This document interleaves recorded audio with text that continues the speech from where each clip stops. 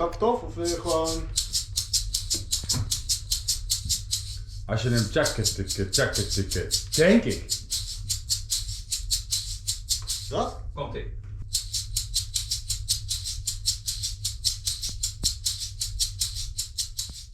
We didn't do a lot of takes. We recorded super fast drums, and that was super fun.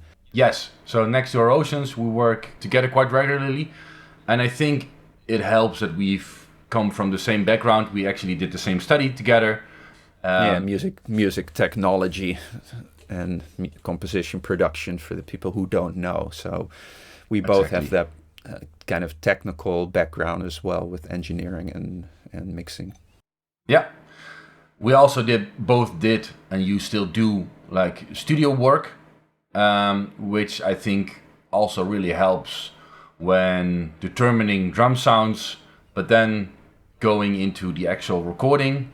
I think it really helps that you are super fast, which I really like, because my brain is also going 100 miles an hour when talking about, playing something and making a little mistake, instead of, stopping and then waiting for you to stop the recording and then deleting it, going back. That's come on, hurry. And you have that same, you are super fast and efficient. Like, I think you also, even in Reaper, you made a little script where with the one push of the button, you would stop the recording, delete the last take, and then set the cursor back, and then start the recording again. Yeah, we did that during the last recordings of our Oceans drums, and I now use it all the time for vocals and guitar as well. It just saves you so many spacebar, Ctrl-Z record, like the millions of times you press those button combinations. Yeah, and it also helps tremendously for me to keep myself in the zone. Yeah. Right? I'm hyper focused on every note whenever we actually record.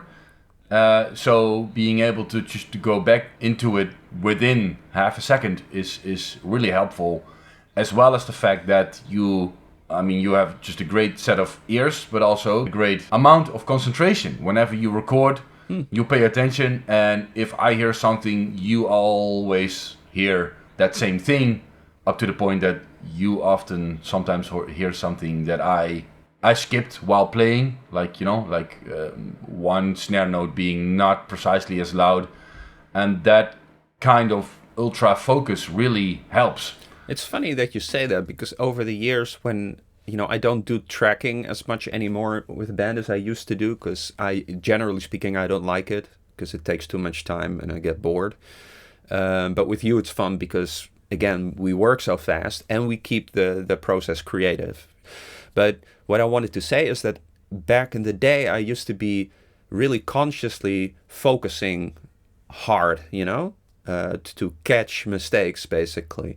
And over the years, I gave that up completely. So when I'm engineering now, I'm just sitting there listening as if I'm listening to music.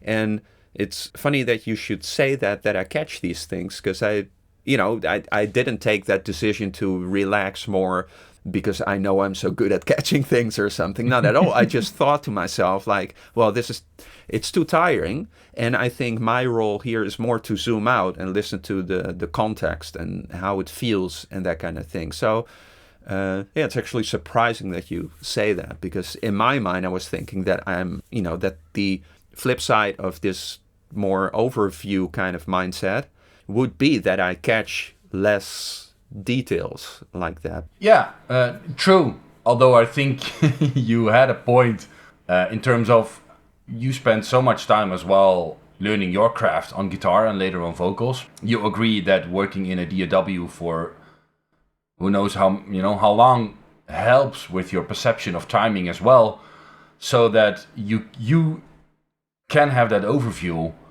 because whenever you feel something is right, the groove is right, you feel it, but subconsciously the notes have to be at the right spot, right, at the right dynamic. So I think you can do that, but subconsciously you still have that, luggage and that knowledge. Yeah, true. And I think also something I realized over time is that it's not about hunting for mistakes or tightness or that kind of thing, because as a listener, and we obviously make the record for other people to listen to, they are not going to listen to it in that way. They're trying to enjoy it. So I'm also trying to take on a similar mindset when I'm there, just listening.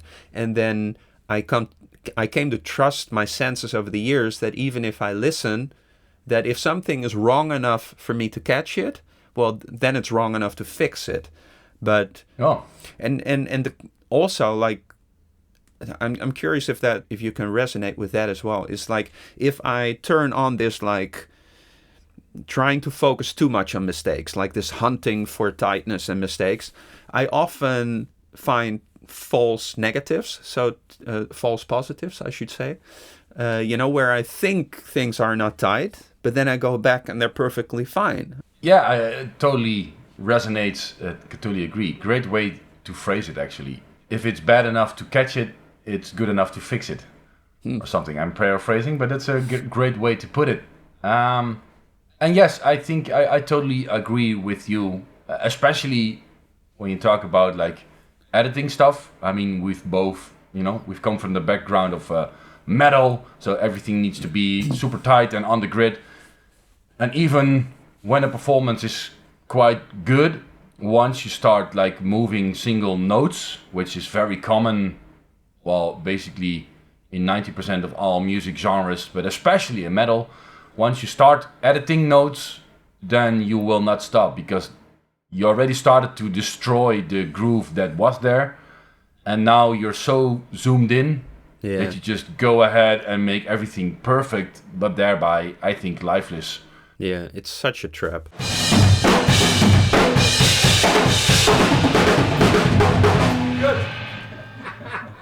Vet, die paniek in je ogen.